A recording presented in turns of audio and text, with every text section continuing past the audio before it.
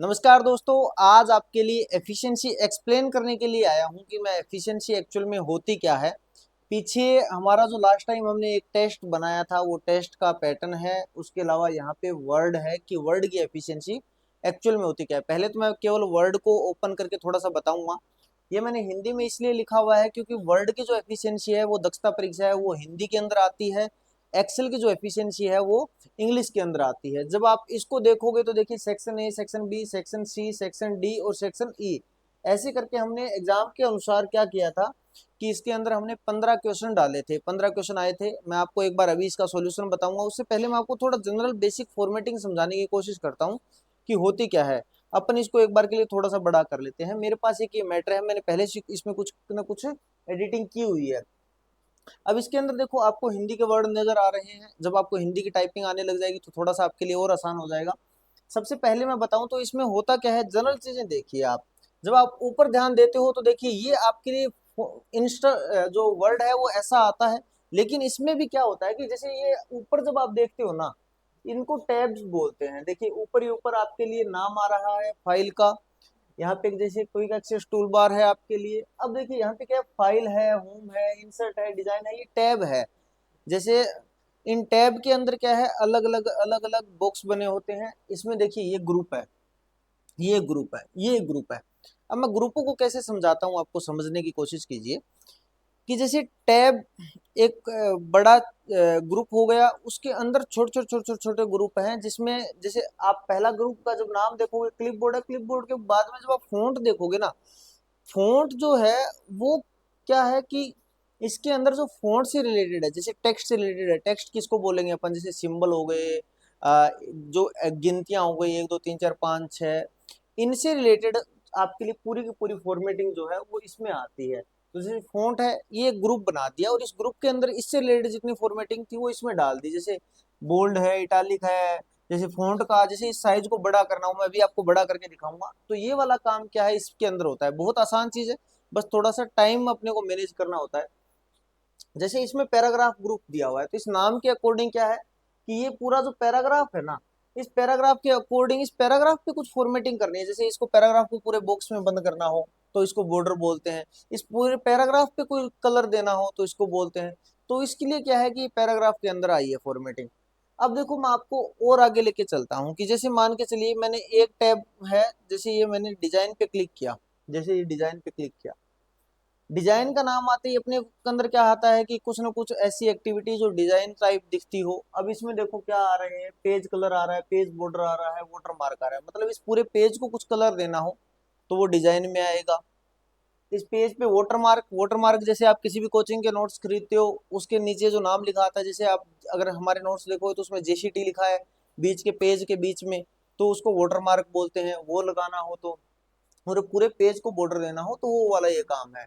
जब हम लेआउट की बात करते हैं तो लेआउट के अंदर जैसे पेज से रिलेटेड, पेज का साइज, जैसे आप बोलते हो ना कि A4 साइज हो गया, A3 साइज हो गया, वो साइज करना हो। जैसे ये अभी ऐसे दिख रहा है पेज, इसको थोड़ा सा वाइड हो जाएगा तो ये इसका पोर्ट्रेट और लैंडस्केप ओरिएंटेशन हो जाएगा। अब होती क्या है फॉर्मेटिंग, मैं आपको थोड़ा सा बताने की कोशिश करता हूँ। चलिए अब इसमें जाते हैं।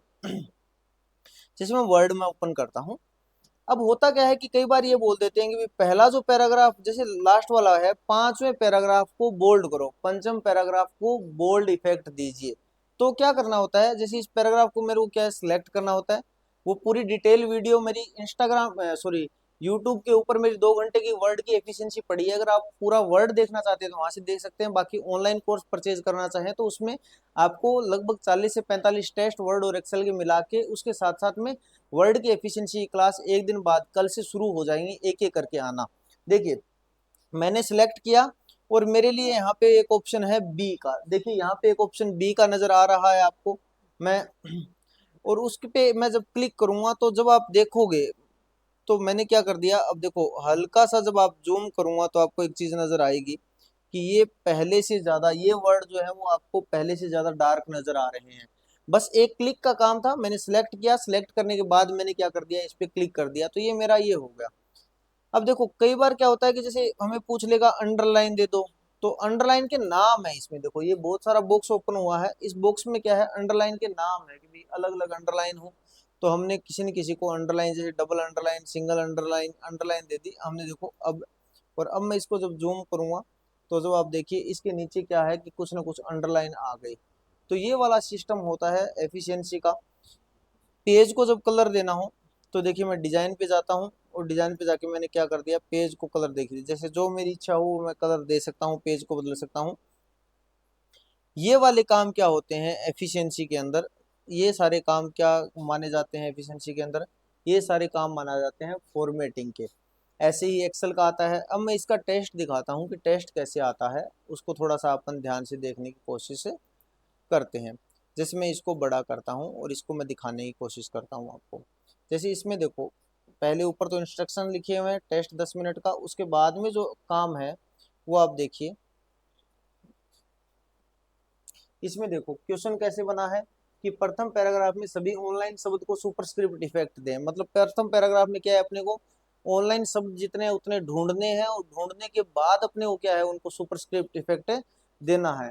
फिर दूसरा क्वेश्चन क्या है, प्रथम पैराग्राफ के दूसरे शब्द के समान फॉर्मेटिंग वाले शब्दों को हाईलाइट करें। फिर दूसरे पैराग्राफ में अपन ने क्या कर रखा था, मैं दोबारा उस पर जाने की कोशिश करता हूँ। देखो प्रथम पैराग्राफ के दूसरे शब्द के समान, और प्रथम पैराग्राफ का दूसरा शब्द क्या था अपना, जब अपन प्रथम पैराग्राफ के दूसरे शब्द पे आएंगे तो के है। अब अपने को क्या है कि के लिखा हुआ है, उसके ऊपर जो कलर है, फॉर्मेटिंग अंडरलाइन है, वो जो इसके इक्वल जो वर्ड है ना उन पे कोई फॉर्मेटिंग देनी है। तो ये क्वेश्चन ऐसा बनना हुआ है। इनका सॉल्यूशन मैं एक अलग टेस्ट का अलग से डाल दूं। मैं अभी आपको थोड़ा जनरल फॉर्मेटिंग समझाने की ही कोशिश कर रहा हूँ कि भी ये फॉर्मेटिंग एक्चुअल में होती क्या है। जब मैं इस पे आया दोबारा से, देखिए पेज का ओरिएंटेशन लैंडस्केप करें, ये हाईकोर्ट के अंदर आया हुआ क्वेश्चन है। द्वितीय पैराग्राफ की लाइन स्पेसिंग 2.5 सेट करें। पेज के बाएं भाग में राजस्थान, मतलब ऊपरी ऊपर हेडिंग डालनी है राजस्थान नाम की, वो बाएं साइड में आना चाहिए। दाएं भाग में पेज नंबर लिख दें, और उसको फिर अपने को क्या है पेज नंबर 4 से शुरू करें।